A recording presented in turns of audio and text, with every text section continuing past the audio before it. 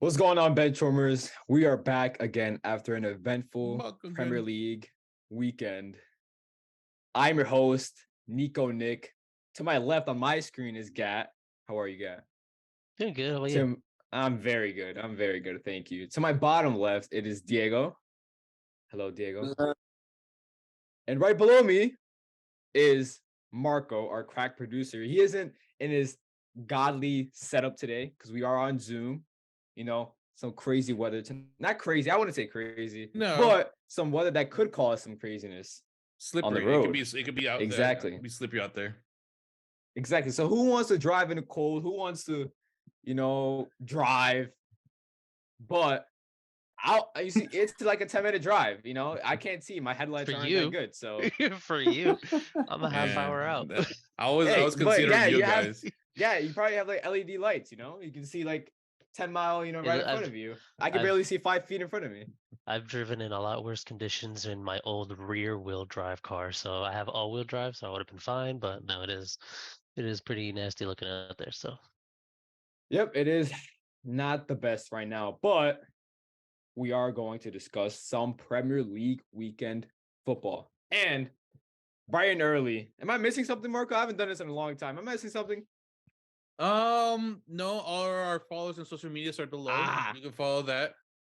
Yes. You don't mention them because there's so many and it's hard to keep track of all of them, but they're all down below. Yeah, Nico has been working on the reels again, so it's nice to see. Yes, I have. So go follow us, go subscribe, go follow us on all social media platforms. Follow us on all Spotify, Apple. You know the whole thing. So let's get started. Bright and early, Saturday morning. I predicted this on a podcast. I already knew.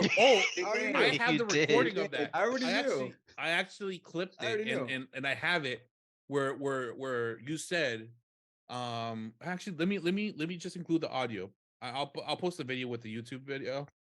Yeah, my exact words were, "It stinks of a 1-0 to Bournemouth." Yep, here it is, and that is what happened. Play the clip. So we'll see. Nick, do Liverpool fall back into the old habits and drop points against Bournemouth? 7:30 a.m. kickoff. They're wearing their white jersey. It stinks of a 1-0 Bournemouth. If it's 1-0 Bournemouth, I'm both. 7:30 a.m. kickoff. They're wearing their white jersey. It stinks of a 1-0 Bournemouth. So the thing is, they haven't won in the away kit, right? They have not.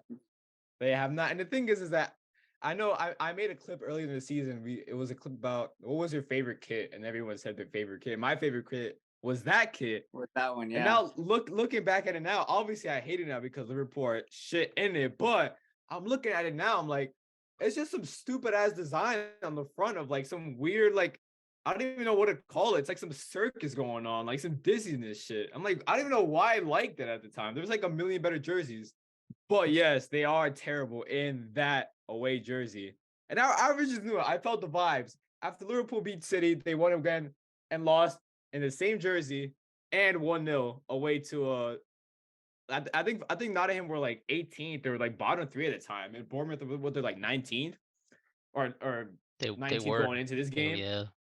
19th going into this game. So I already had a feeling. And in terms of the game, like first 20 minutes, Liverpool played pretty well. And Van Dijk had his header off the line. And then the goal was just like, I don't know what the hell Van Dijk was doing. Like that guy was just like, the guy just didn't want to defend. Like, bro, just defend. Like, just run. Like, I could run towards that shit, bro. What the hell? Just run. I don't understand what he was doing. He was just like he's not slow. Like, obviously he's probably slow because since his injury, but like, there's no reason why he can't just like run towards the guy. I didn't even know who the guy was. Just like run towards him, but at least put a body in front of him and prevent the cross from coming in. And then after that, I wasn't able to catch the second half.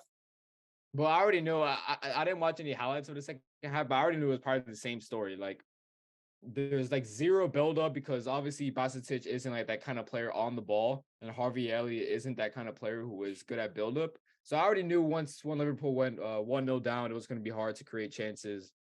And obviously the Salah goal. I don't know how the penalty came up. I haven't watched it, but yeah, Salah missed a penalty.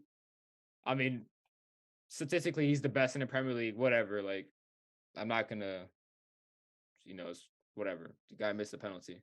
But in terms of the other game, like obviously Klopp substitutions come up again. Just a very predictable game in my opinion. Very predictable game. And yeah, I don't even know as much as to say. Like it's the same game I've seen like 100 times this season. Away to Nottingham, home to Leeds. Just other games that I've seen. It's just like the same story again. Like they'll like create some chances, they don't score, and then they just concede one goal, and then they just lose 1-0. They don't even score one goal. So it's just predictable. After a big win, they lose to a bottom half team. Anything you guys want to input on Liverpool 1-0 loss away to Bournemouth? You can't Silence. trust lefties. You can't trust lefties. Silence. You cannot trust lefties at all. You can. What's wrong with you? What's wrong It's with not you? Messi. Just not Messi. It's not. I didn't catch the game because I had some of us had a pretty rough gaming session that same morning because it was morning when we got off. So I missed most of the game, but I did catch most of the second half, and they just didn't look like they were gonna score at all. As soon as after Bournemouth got that goal, they just held. That's what I thought. That is what I thought. But yeah, how did your session go though? Was that your second? Is that second Benchwarmer session? Mm-hmm. No, because the session didn't. It was the after party session. It was the after party session. Okay, yeah. No, it was they were gaming. It was the after party session until like 4 or 5 a.m. They were gaming until 4 or 5 o'clock in the morning. Okay. Yeah, they didn't practice until Sunday. That's a good way to recover. Either way, though, Liverpool won, Bournemouth 0. Very predictable after Liverpool get a big win. Same story in the season, but we Marco. we move. He's What's going on? Marco's telling you to reverse it because you said Liverpool won, Bournemouth 0. So that's the multiverse. I'm sorry. Yeah, that is the multiverse. I'm sorry to the listeners, but we move. What game?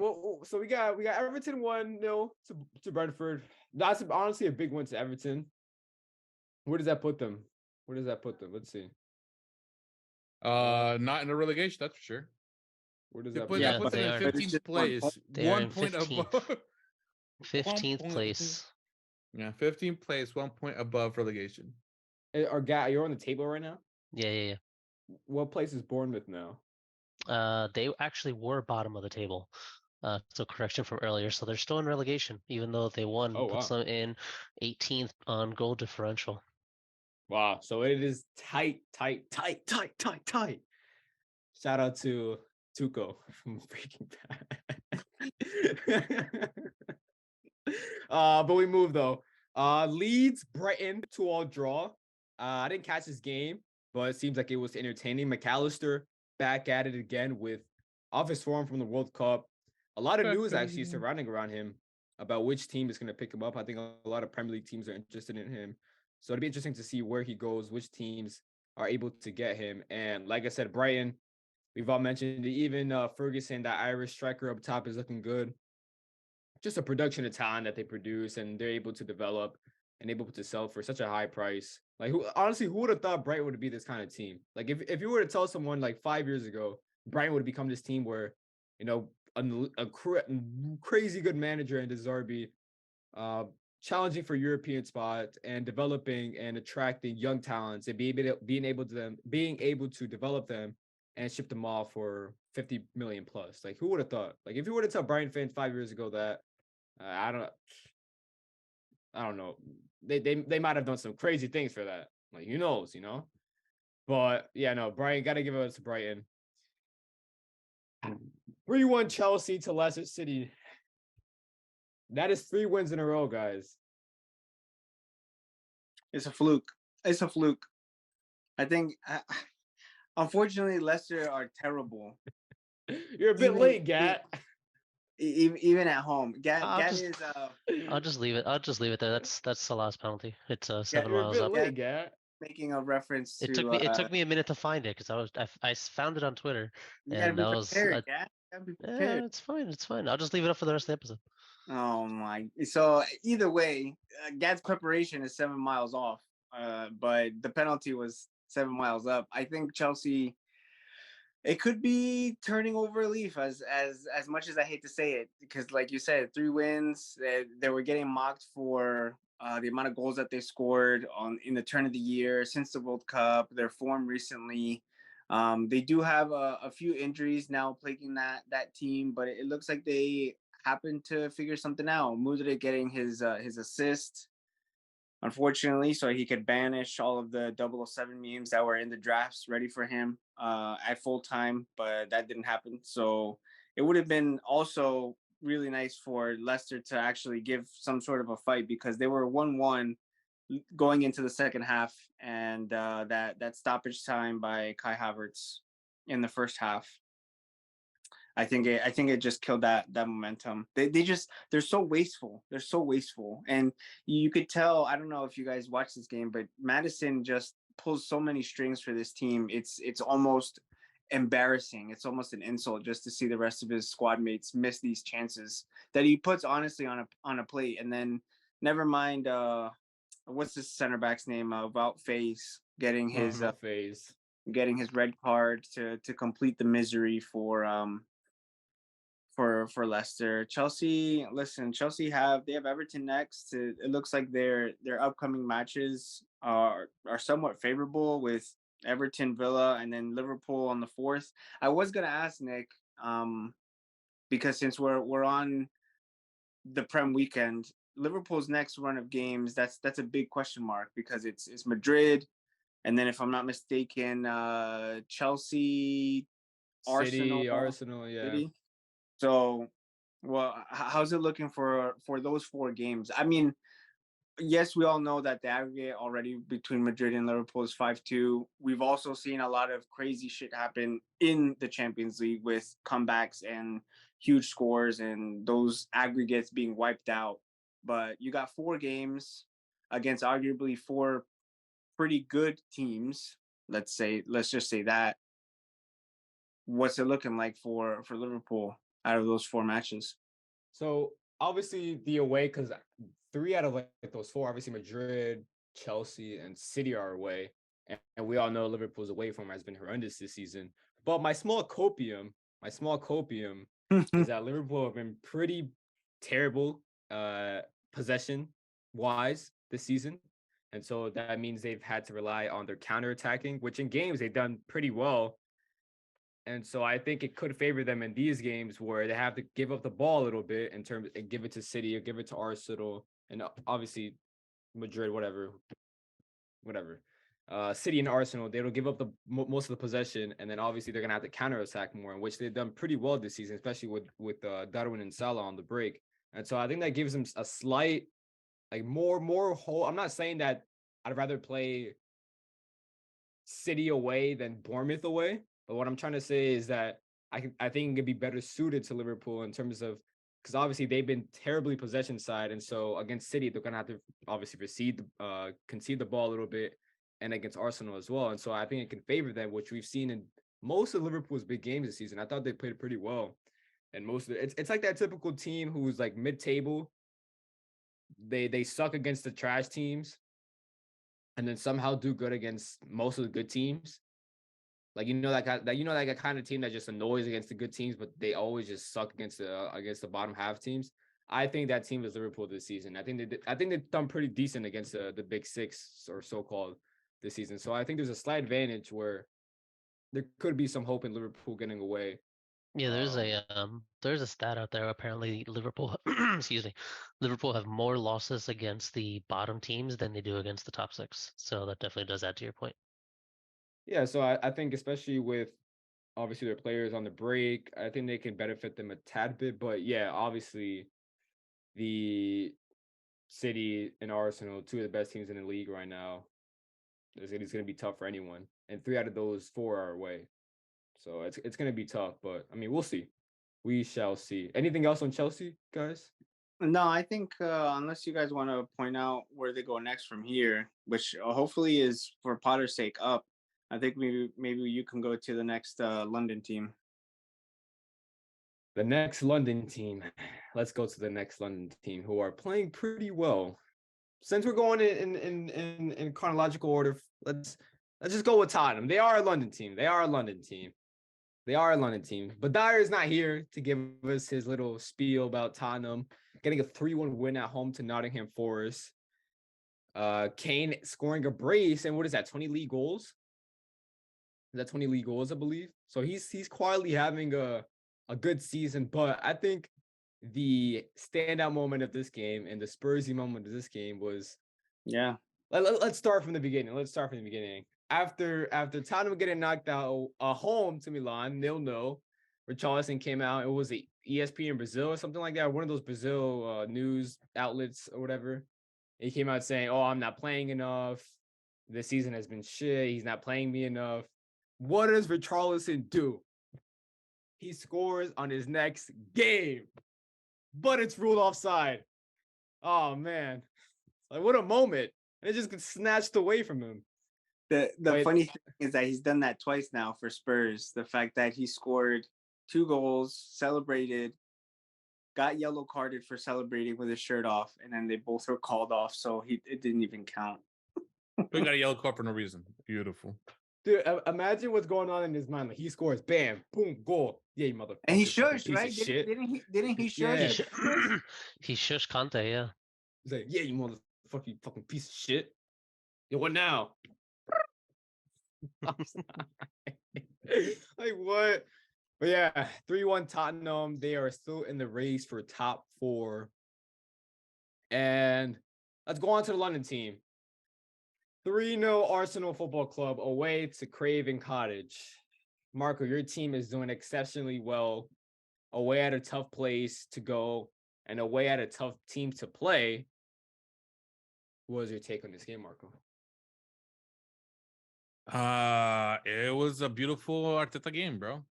That's basically it. I called it. I've always wanted, even from the minute that we saw Trossard come in, to see the partnership of Trossard, Martinelli, and Saka up top.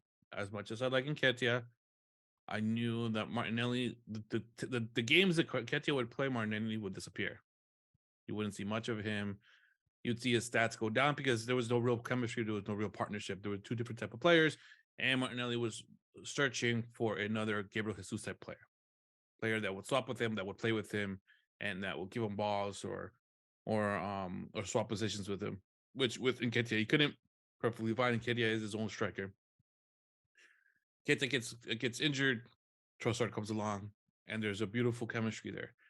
Trossard understands the role that Arteta's giving him, which is, yes, you're striker, but you know what? I'll give you the freedom. If you feel more comfortable during the match to swap over to the left wing, just make sure that Martinelli knows that you're going to be swapping and make him put him or swap and take and have Martinelli take your striker position. And that's the case for this game.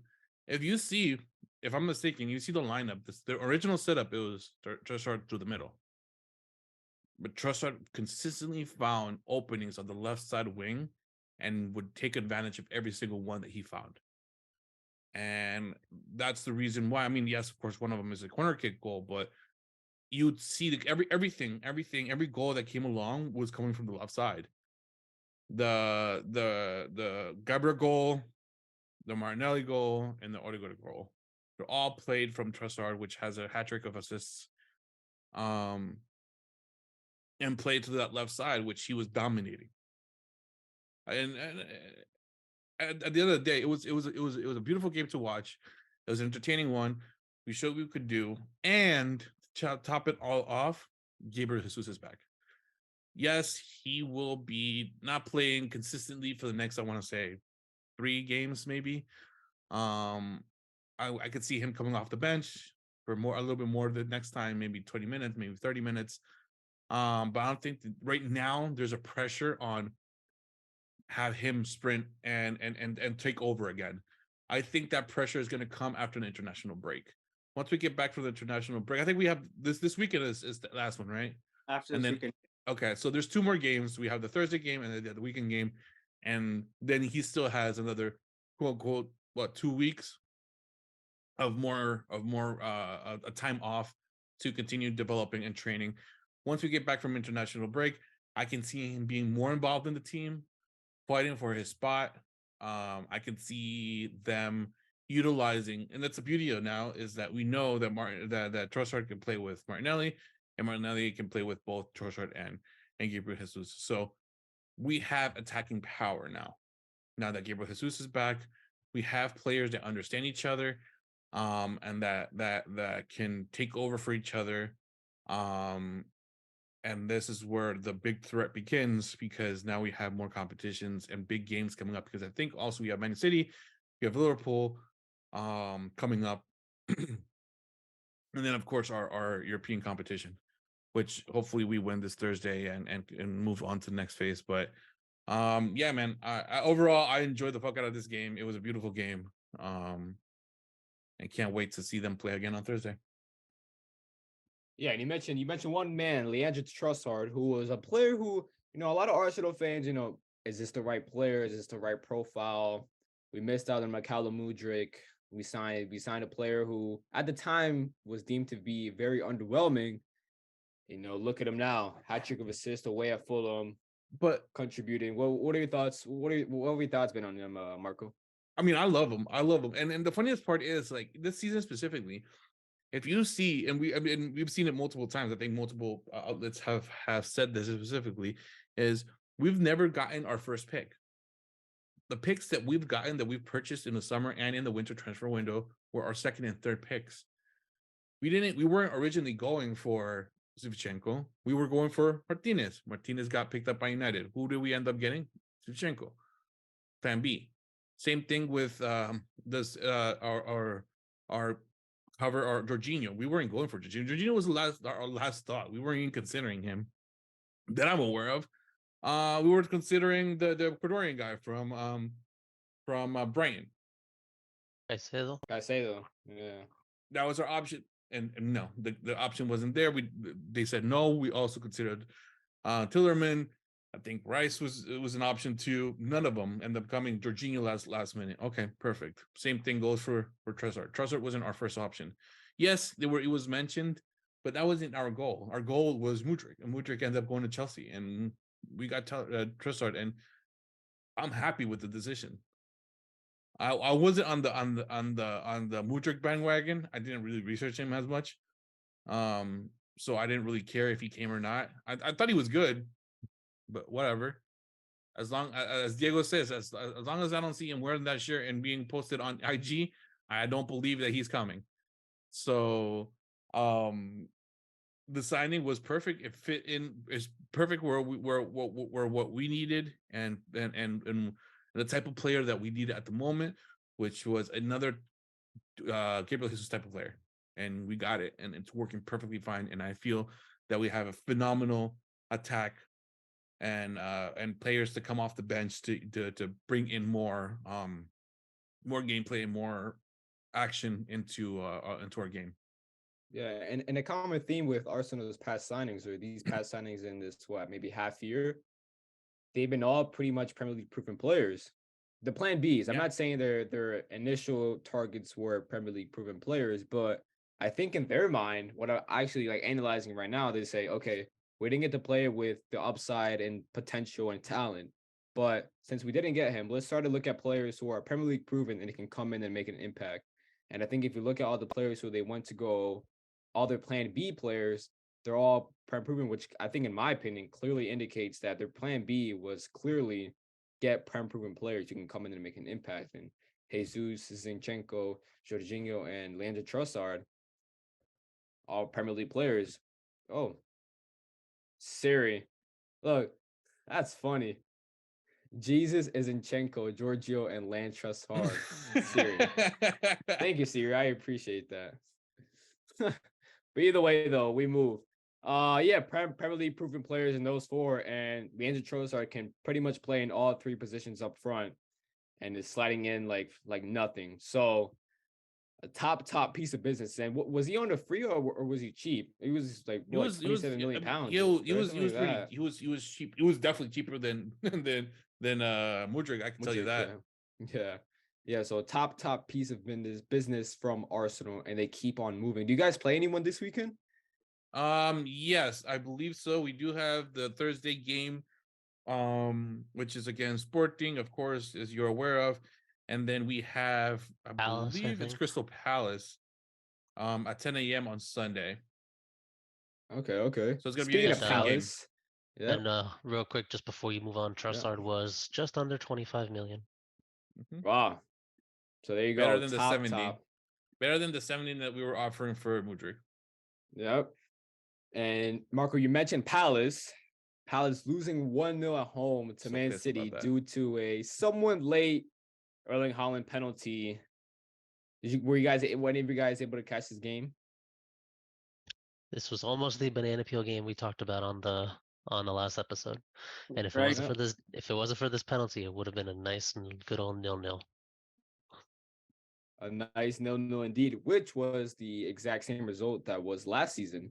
And so it is a tough place to go. Wait, at least for City. Palace have been they've been kind of underwhelming and pretty disappointing in my opinion this season. Although they went into the season with Vieira, who looked like he had a plan, who looked like he had a plan in terms of developing these players, these elite talented players. And it just seemed to just like, I don't know, just go like wayward, go to the sideways. Like it's not necessarily just going like whoop straight downhill. It's just like they're just coasting somewhere and not really going down, not really going upwards. And it's just odd to see. I haven't watched many of their games this season, which I probably should have because obviously their players are crazy talented, but it's been pretty underwhelming for Palace. I had them. I don't know if I predicted, but I had them like pretty top, at least in table, like maybe 9 to 10 challenging. And it's just been kind of pretty much underwhelming. They haven't won a game since December 31st last year. Wow. Everything has been ties or losses. And 3 ties and 2 losses in the past 5. And apparently Patrick Vieira's job going into this game was under threat or after one of those. And yeah, I don't know much about his situation, but it'd be a shame to see him go because he started his Premier League campaign really well. And you could say the same for the likes of like Steven Gerrard as well when he started at Villa, who started pretty decently, and we all know how that ended up. It could be the case. It could be the same case with Patrick Vieira, but I think he at least deserves to make it to the summer. Like, don't sack him just yet. I don't know. Yeah, I think he shouldn't. I mean, let me check the table and make sure that what I'm about to say is okay.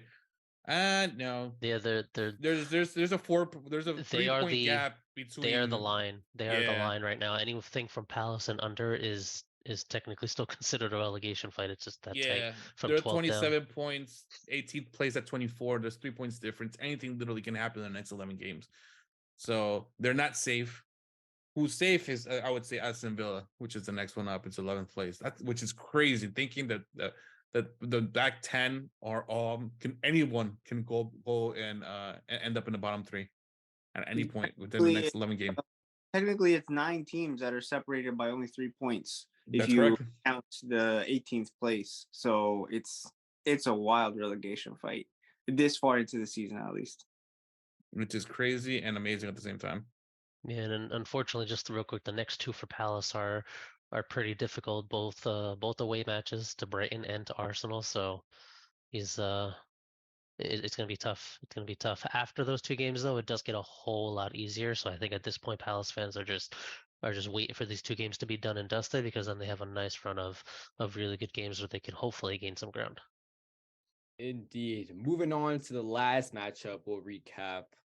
The red side of Manchester drawing at home 0-0 to Southampton in a game where I think everyone expected United to win. I expected at least foot mom notification, Rashford goal, 26th minute. And that is not what happened. Casemiro, the most notable part of this game, Casemiro, another red card, which means he will miss the next 4 games. You think it's excessive? Do you think that the 4 game ban is excessive? Hell yeah, 4 games too much. Well, no, because it's because it is a red too. It is a red. I don't care as much as you can say, "Oh, he touched the ball." My man, he got away with it in La Liga. He's not gonna get away with it in the Premier League. Worse with the bar. You shouldn't be factoring La Liga with what he does in the Prem.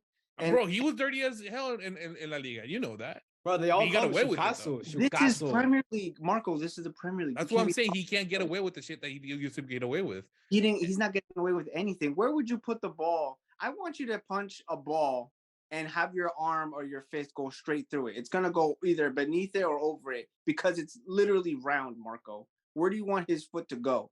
Yeah, but he doesn't have to. He doesn't have to go flat-footed. He can go with the tip of his feet. He can go straight like this with the tips of your feet. He doesn't have to go with plancha up. That's on him. He went studs up. He went studs up. He didn't have to go studs up. Into the ball. He's sliding into the ball. Barely. So he didn't touch the ball. His ankle was on the ball. His whole foot was on the ball and it rolled over it. If you were playing pool and you were hitting the white ball, you would hit the top of it so it reverses back. That's literally what he did. He barely scraped the top of the ball and ended up hitting the player on the ankle. Barely scraped. So we're all in consensus that he made contact with the ball first. Yeah, but that doesn't matter. The matter is it's a dangerous play, and that's the reason why they're giving him red cards. So the Pereira tackle on Joao Felix in the Leicester Chelsea game that was not given when he was when he was fully planted on Felix's leg and there was no red card, there was no yellow card, so that's fine. But because Casemiro hit the ball first and then rolled onto his leg, that's suddenly I would have to see it. I would have to see the one that you're describing because I don't remember it. Yeah, there's plenty of pictures on it. There's plenty of pictures on it. I mean, send them to me. I honestly, I do not know him. This is Felix's leg, and Pereira just went right on it. His whole foot. And he didn't get a yellow. Not red. Then that's inconsistency, and that's not our fault. We already know that there's inconsistency within the game. Correct. That's nothing that I can correct. I'm just saying that the call in this case was correct. I think that's a discussion, though. I think that should be the butt of the discussion. The fact that there is no consistency among the decisions that VAR is having taken. I also have like my own personal. We've been struggling with VAR this whole season. So my own personal pain point is the fact that you could tell that Anthony Taylor hates Manchester United. We also have the images that are played on screen. There's a camera on him looking at the screen for the VAR review on the side of the pitch, and he's being shown just a still image of Casemiro on. Yeah, no, I mean, and those are corrections that they should do. They should have a video playing, and we know that there's multiple sides. They have captured multiple angles of that one play. We know that there's aerial views. There's by the goalkeeper. There's hundreds of. I mean, not hundreds, but there's. But they only show one. That's the problem. They should have a kind of like. But the thing. Now we're playing with time. So as much as I would love them to show multiple angles, but I believe they have in the past, then it comes to, okay, how much time are they going to spend on reviewing the VAR? And how much time are they going to increase at the end of the game? So I think,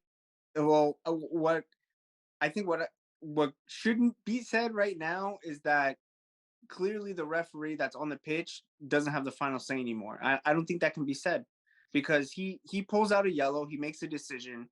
And then you're telling me that Andre Mariner, who is the VAR, looked at that and their supposed instructions, their regulation is that clear and obvious error being made by the on-field referee. This guy messed up so clearly that I need him to look at this and then rescind the yellow and give him a straight red. Like I still I don't understand. Never mind the handball. Apparently we can. The new defensive strategy is just crawl on all fours in the box. Oh, I saw that. At least they're consistent on that one. At least that one is consistent because that's happened like 4 other times. Exactly. Yeah. We had four handballs in one game. There was that one's consistent. Souček still holds save of the year. In the Arsenal game prior to this, it was the week before. No, you guys had like 3 VAR decisions that could have gone, and it's like that should have gone. And I know I'm getting ahead of myself, but we did see this penalty being given to City in the Leipzig game, and I think just the definition. I just want to touch on that because just the definition of what is being constituted as a handball now, I feel like it's gotten out. It's no pun intended. It's gotten out of hand. Like it's completely gotten out of control because there are moments where even the player, and I've said it too, where okay, the decision goes against you, hard done by. When it goes for you, you're not gonna complain. But it's getting to the point where, like, in several matches, we're seeing the same inconsistency where these actions are either going unrecognized, non-called, unpunished, what have you. And so, man, The one thing that I had, this is sadly I'm not about to say this, but you can't compare the refereeing on Premier League versus the Champions League. It should be one general thing, but we know that the Premier League is a lot more. It's a lot worse. The Champions League is technically a little fair. The criteria of what that is the only thing I'm referring to. But getting back to the game, the 4-game ban, whether that's excessive or not, it is the rule for a second red card. So I also, it was funny to see that number start circulating around the 500 games, 0 red cards, and now suddenly he plays 20 odd matches for United, and then 2 red cards already. So it's I think whatever. I mean, 500 games. Is that 500 games with what? With La Liga, in La Liga. Oh, again, but that again, you don't want to hit that discussion. I mean, he's no longer there. He can't do the shit that he used to do. He got away with it in the past. Now he can't. So I guess. But yeah. That, I mean, in my eyes, it was still dangerous enough to get to warrant the red. But of course, you guys are gonna consider it differently. Where do they go from there? I mean, you guys are struggling for the next 4 games, right? I mean, what are your thoughts on it? Casemiro, 2 red cards in a space of what was like a month? Yeah, because he got the red card before. Was it a red card that he got before going to play against Arsenal? That was 5 yellows. Well, the other red card was the choke. The choke. Oh, the choke. That's. I mean, that wasn't given another red for when Fred was got it this choked out in the season? same game. But yeah, whatever. Was it this season that there was a slap between the Chelsea and the Spurs game, and then he went from a red to a yellow card? The slap. What is this? Zinich, I believe it was. Yes. Oh yes. Yes. They give him a red card. They go see it. They see the slap, and they give him a yellow instead. Oh yeah, and then they're like, "Oh, it's because he hit his shoulder." Yeah, I mean, look. Me, in my eyes, that's a red card. First of all, but second of all, the push, that's instigation, and that's not fair play or anything like that. I would have given that a red card as well. It might not be as physical, but you're coming in and you know exactly what you're doing. And I mean, he got what he deserves. like Adams says, bro, you don't know where I'm from. What is it? You know where I'm from, bro. You know where I'm from. Yeah, man.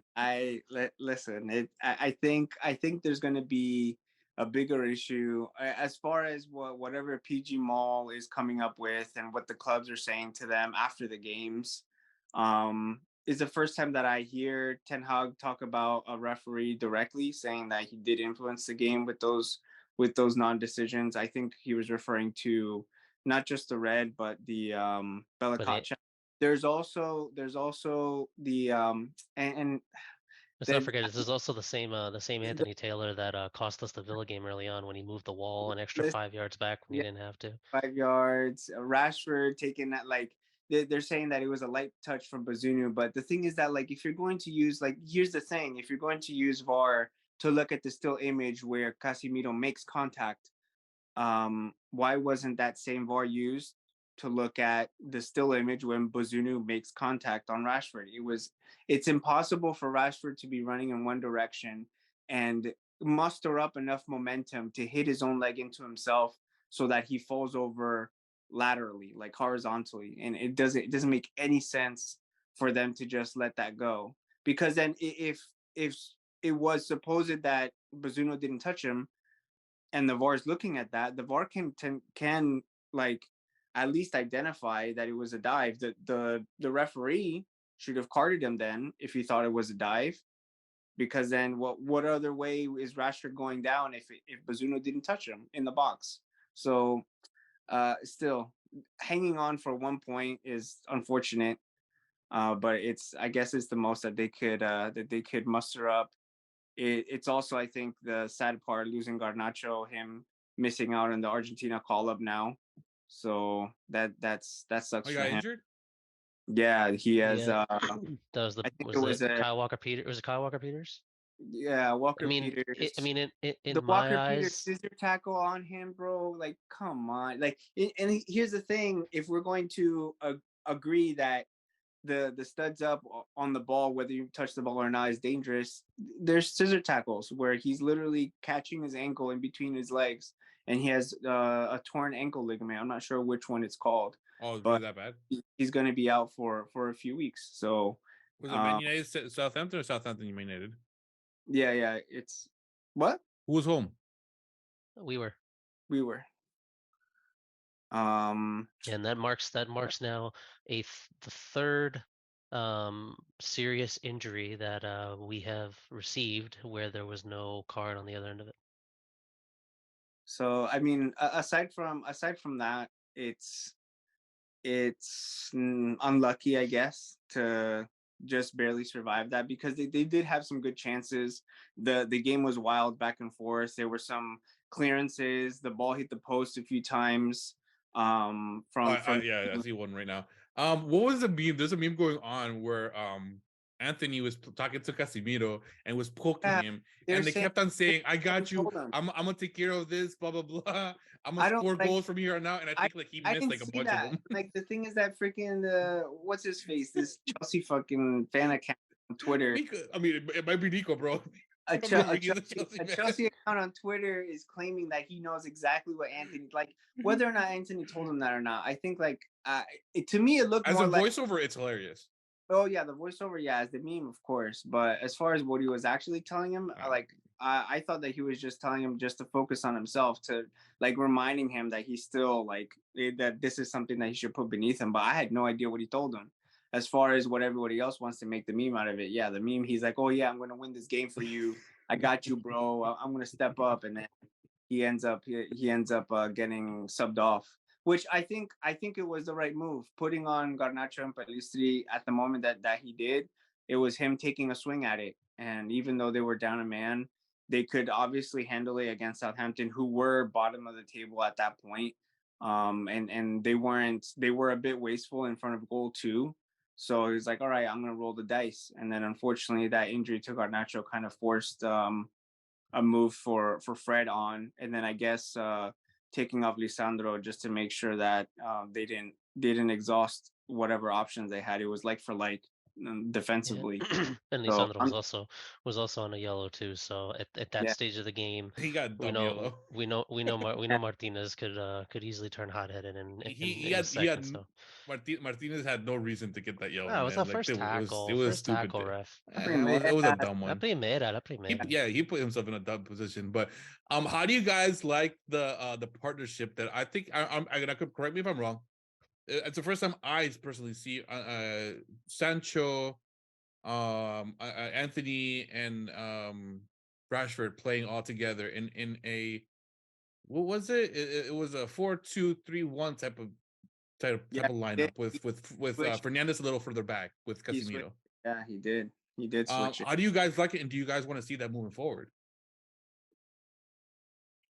I want to see more of the young kids. I want to see more of the young kids going forward. I know, I'm sure Nick is gonna get a kick out of this, but I know Diego and I were talking during and after the game, of course. But I think, especially now that Pellistri is getting integrated more in the squad, he just offers just something completely different than what Anthony does on the right side. Pellistri is a lot more direct. He's a lot quicker. He's a lot more agile. So he doesn't slow the game down. I did not say that. He said he's offers something different. I said he offers something different. So we're better is a nice way of different is a nicer way to say better. I just like the way that Nico was slandering Anthony, and then he slams one in with his left foot. So I want to focus on that. I want to slam one in with his left foot. Nobody said better. Nobody said better against Betis. Yeah, bro. You cut your left. You got to make him count. Hey, I mean, he does have a nice goal catalog, but I mean, Gan was like, all right. Pepe also scored goals. Don't forget that. There's nowhere to be not found. Not many, but he also scored goals. Don't bring that guy up, please. The guy's it's getting there. It could be. It could be, but it's not there. And it's not there yet. But again, glimpses, reminders. But to directly answer the question, to directly answer your question, Marco, I do like the Sancho, Rashford, and Anthony playing up top. I think we're just at a point, especially with the congestion that is our schedule, and now we have these injuries that are starting to pile up. I think we need to see something a little different. Try to, protect the players a little more. Give some young heads a chance and see what comes of it. Right now, you basically are just trying to protect top four and see how far along you can get through the European competition, right? Yeah, there's 6 points in between third and basically fifth place. It's not secure, obviously, because the games are going to still be coming pretty quickly. But as far as who United have left to play, the good thing is that at home their record is pretty phenomenal. Famous last words. And if they could improve a little bit on their away, I guess, performances, they have 5 away losses, which is the most out of the top 4. But everyone else seems to have a mixed bag when it comes to home and away.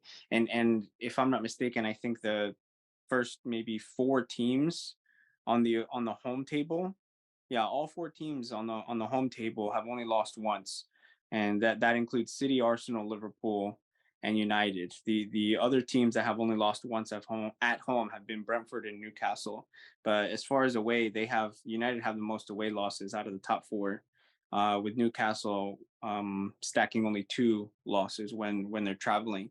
So that's going to be very important for them to kind of shore up. They have a few matches that are quote unquote easy. Of course, this Casemiro red is going to make things a bit difficult. I did see a Thanos meme where it was like, "Where did your failure lead you? Back to me." And it's freaking Fred and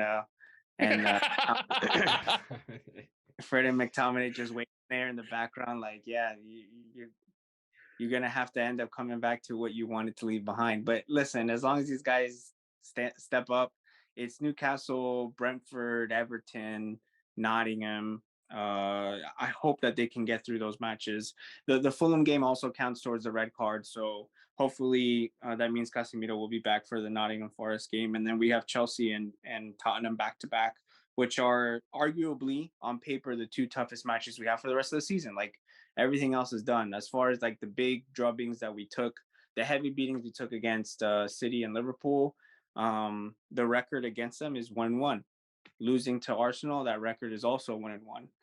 We did beat Spurs and we tied to Chelsea, so hopefully they can capitalize on winning those 2 matches against that top opposition, who are arguably challenging for those top spots, just Tottenham at least, and we'll see how it goes. Indeed. And so the last 2 matches were Newcastle, big winner from Miggy Almiron, and West Ham tying at home to Aston Villa. And so just a little recap of the table: Arsenal in first with 66, Man City in second with 61, United in third place with 50 points, followed by Tottenham with 48, Newcastle with 44, Liverpool with 42, and Brighton with 39. And yes, that concludes this episode, everyone. I hope everyone who listens to this episode enjoyed it. We are the Benchwarmers, where the bench is always warm. Before I say that, any last thoughts, anyone? I hope we can talk about, when we're in the studio, the Barcelona case. Yes. All Barca fans are on alert. You're on fraud watch right now. Do you know when should we be hearing what the resolution of this case will come? I have no clue. I probably not soon. I read something about what I think it's called a magistrate. I read something about April, but that could be off. Right now, the only thing that's there is charges, basically like accusations in a legal term.